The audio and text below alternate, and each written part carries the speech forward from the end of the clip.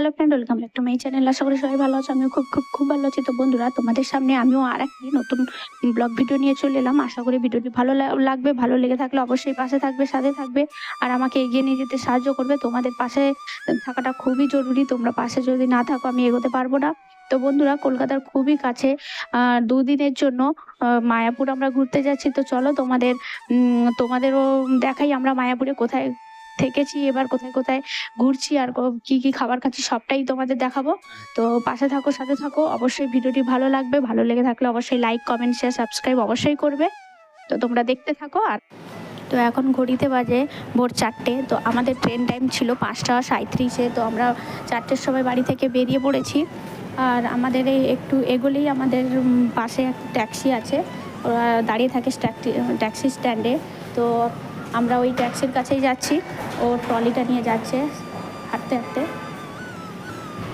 তো আমরা তো ট্যাক্সি পেয়ে গেছি। এবার ট্যাক্সিতে সব জিনিসপত্র তুলে এবার আমরা শিয়ালদা পৌঁছে যাবো। শিয়ালদাতে এসে দেখি ভীষণ ভিড়। এত ভোরবেলাতেও প্রচুর ভিড় থাকে শিয়ালদা সবসময়ের জন্য জাঁকজমকই থাকে, কোনো দিন খালি যায় না।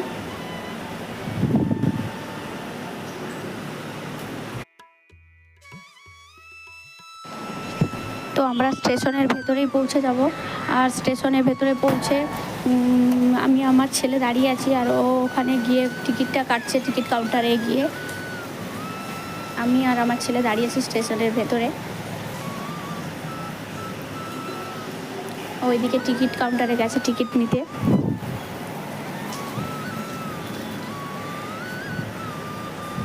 আমাদের ট্রেনটা দিয়েছে 2 নম্বর প্ল্যাটফর্মে। তো ট্রেন তো এসে পড়েছে। আর সকালের দৃশ্যটা খুবই সুন্দর লাগে, তোমরাও দেখো, খুবই সুন্দর সূর্যের রশ্মি। খুবই ভালো লাগবে দৃশ্যটা। আর ও কথা বলতেই আছে, বলছে ভিডিওটা দূর থেকে ধরো, নাহলে আমার মুখের মধ্যে চলে আসবে। এই দেখো তোমরা, সূর্যদেব আস্তে আস্তে উঠছে।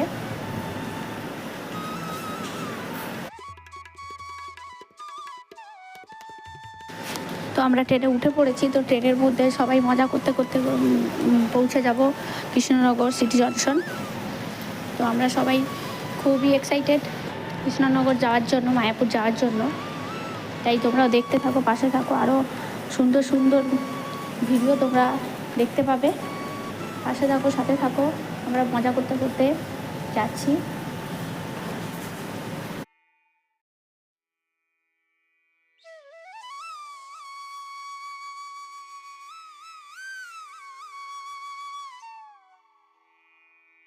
আর অল্প কিছুক্ষণের মধ্যেই আমরা কৃষ্ণনগর সিটি জংশনে ঢুকবো।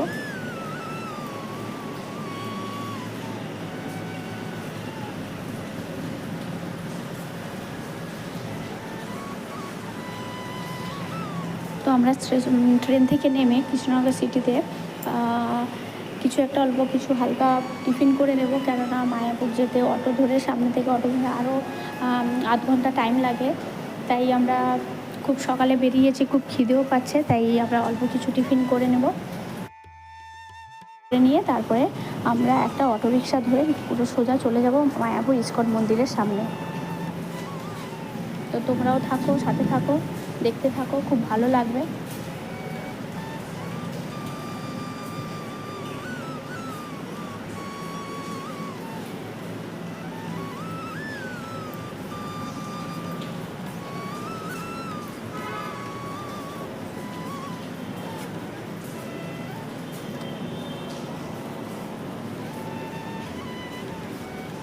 তো আমরা তো পৌঁছে গেছি মায়াপুরের মধ্যে। আমরা নিত্যানন্দ কুটিরের দিকে যাচ্ছি। নিত্যানন্দ কুটিরে আমাদের রুম আছে। তো আমরা নিত্যানন্দ কুটিরে যাচ্ছি। এই নিত্যানন্দ কুটিরে তোমরা 500 টাকার রুমও পেয়ে যাবে, আর 300 টাকার রুমও পেয়ে যাবে। 500 টাকার যে রুমটা আছে ওটা অ্যাটাচ বাথরুম আছে, আর 300 টাকা যেটা রুম আছে ওটা কমন বাথরুম। আর কমন বাথরুমটাও খুব সুন্দর, পুরো ক্লিন।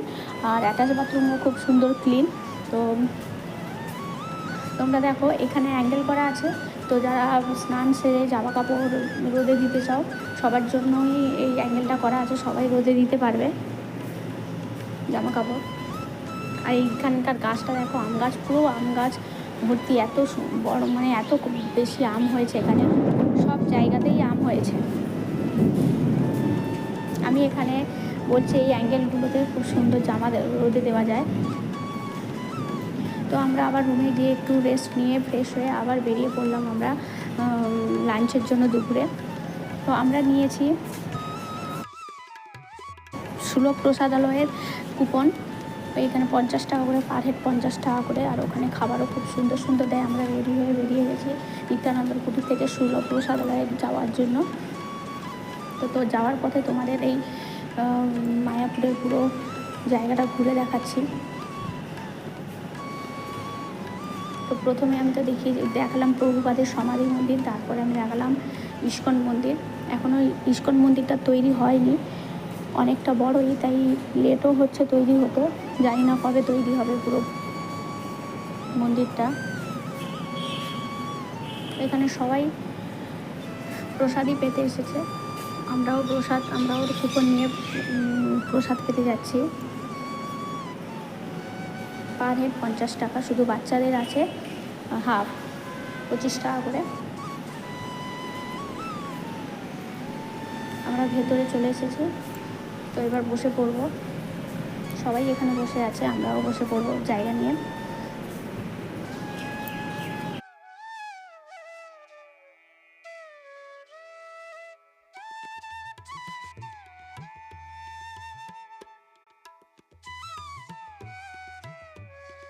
এখানে অনেকজন বসেও খেতে পারবে, এত বড় জায়গা। এখানে প্রত্যেক জায়গাতে ফ্যান লাগানো আছে যাতে গরম না লাগে, আর ওপরে দিকে হাওয়া পাস হওয়ার জন্য ওদের সিস্টেম করা আছে। তো চলো আমরা কী কী প্রসাদ পাচ্ছি সবই তোমরা দেখো, আর অবশ্যই ভিডিওটি ভালো লেগে থাকলে লাইক, কমেন্ট, শেয়ার, সাবস্ক্রাইব অবশ্যই করো।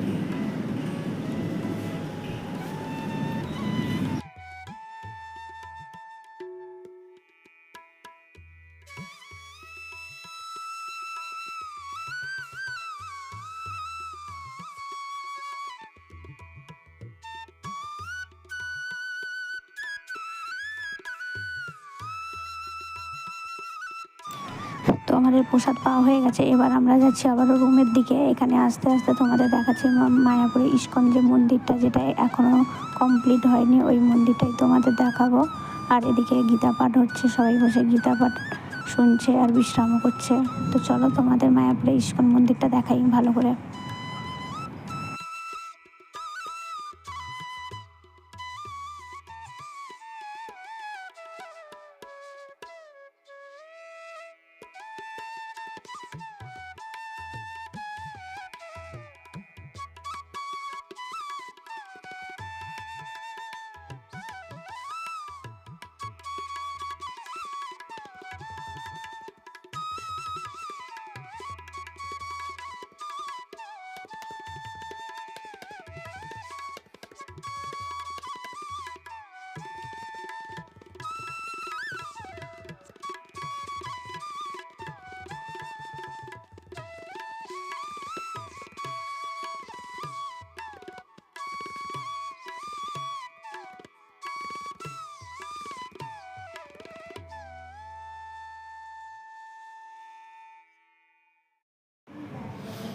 তো আমরা মন্দিরের বাইরে থেকে সারাদিনের জন্য একটি অটোরিক্সা নিয়ে নিয়েছি 300 টাকা বুকিং করে, আর মায়াপুরের বিভিন্ন সাইডের মন্দিরগুলো দর্শন করব বলে। তোমরাও সাথে থাকো, পাশে থাকো, আর তোমরাও দেখতে থাকো আমরা কোথায় কোথায় কোন কোন মন্দিরে যাচ্ছি আর গোমাতাকে সেবা কীভাবে করছি, তোমরা সবাই দেখতে থাকো।